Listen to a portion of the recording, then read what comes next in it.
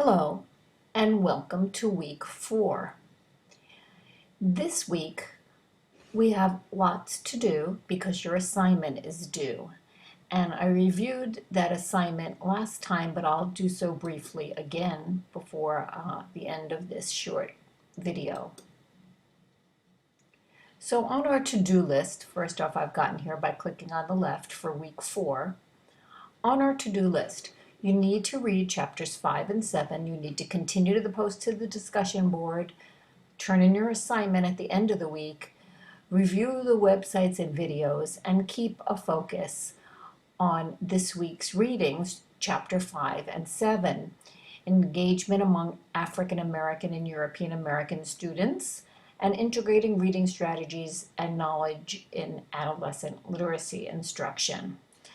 So with that in mind, I have 2 websites I would like you to look at.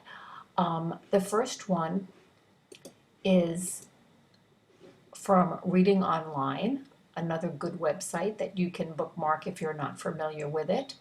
And this article is Context for Engagement and Motivation in Reading.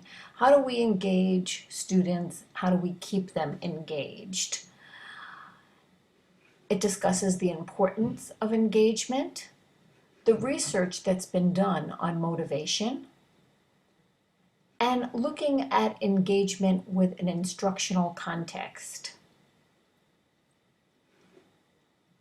It talks to us about learning goals and the importance of real-world interaction. If we scroll down, in the conclusion, there are some very good characteristics which are necessary for there to be engagement and motivation in the classroom. Things that teachers should do. Identify a knowledge goal and announce it. Students need to know what it is that you're teaching and what you're expecting them to learn. Try to provide real-world experiences that are related to the goal.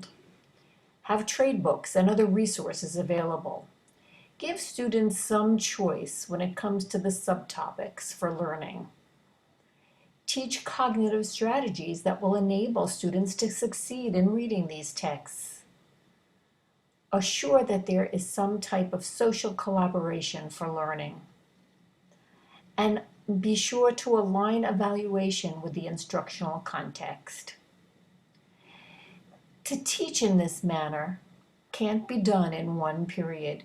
A teaching unit, to be meaningful, usually lasts 10 weeks, maybe even a year. The author goes on to provide us with many references in this area, and it is an excellent treatment of this subject. I've also included another website from Adolescent Literacy. Often we see lots of materials and instructional strategies for the young student, but what about the adolescent? That really is the most challenging for us. So we know what makes effective adolescent literacy, and we know how to identify at-risk students, and we should know how to intervene effectively. So we have several articles, and you can click on the ones that interest you, that will help us to make this a reality in our classroom. Pairing texts with movies to promote comprehension, using cooperative learning groups, using the read aloud and read along, and then using different subjects to enhance reading. And again, lots of good resources. I'm not telling you to read these all. I think you should pick what might be most useful for you and know that this exists as another resource as well.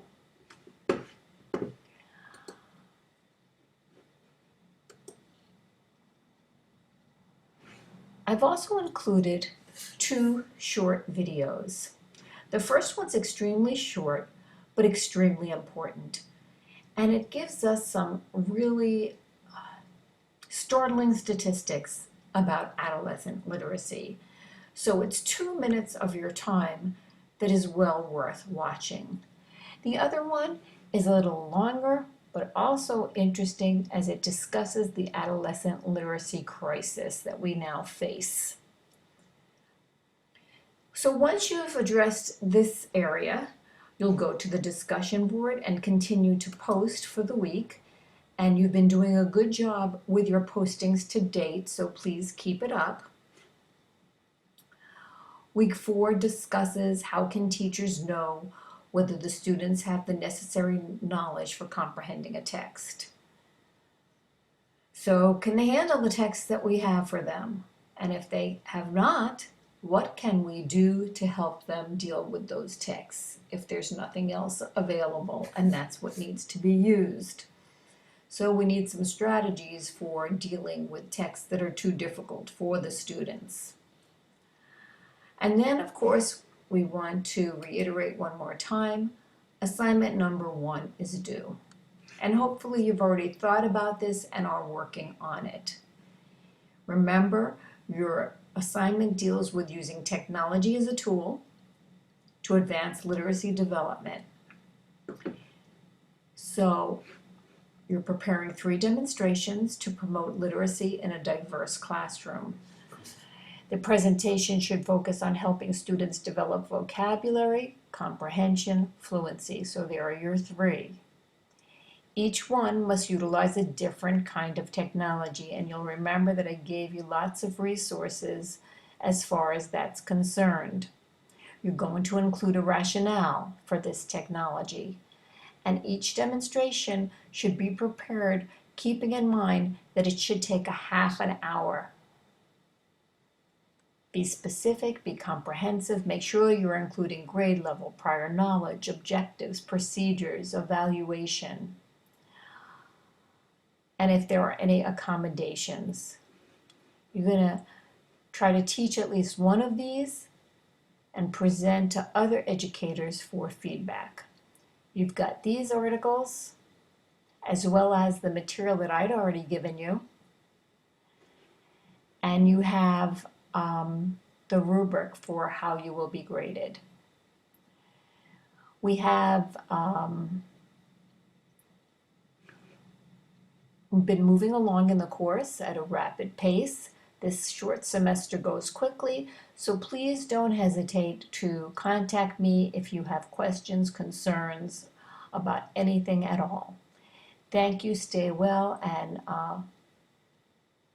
look forward to seeing your next assignment.